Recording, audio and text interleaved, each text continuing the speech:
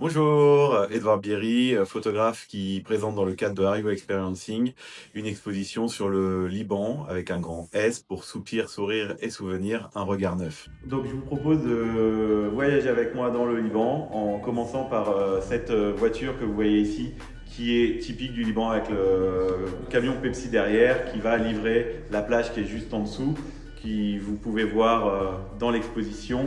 Ensuite, vous voyez quelques moments de vie que j'ai pu vivre au sein de Beyrouth. Vous voyez une photo du Torino Express qui est un des bars très connu dans le Gemeizeh en plein cœur de Beyrouth, puisque c'était un des bars un peu arty underground créé par un Allemand il y a plus de 30 ans.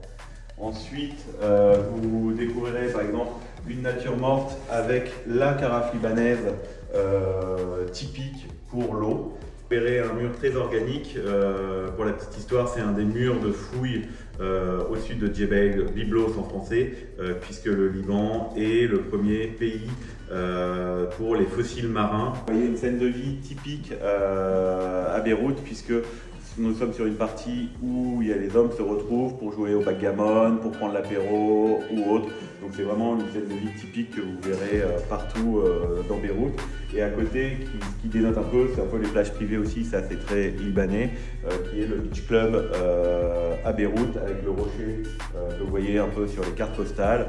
Et pour la petite histoire, ils ont des très bonnes crevettes grises au restaurant. Là, on se retrouve un peu dans la pièce où j'ai fait le choix de mettre beaucoup de photographies noir et blanc, notamment ce mur, puisque l'électricité est très importante au Liban, il y a des coupures ou autres, et je trouvais intéressant de montrer la matière de la photo, mais également ce que ça raconte auprès des Libanais. Et à côté, j'ai voulu aussi, avec les problèmes d'électricité, mettre la photo, je suis navré pour les Libanais, je ne me rappelle plus le nom de l'hôtel, qui s'était fait le plus canardé durant la Révolution ou la guerre.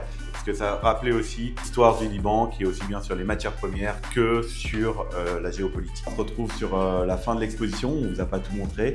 Je vous invite à venir découvrir mon Liban, parce qu'on a dit des choses, c'est un pays de contraste. C'est dans l'appartement de Sophie, 71 boulevard de Strasbourg, le vendredi, samedi et dimanche, et la semaine sur rendez-vous.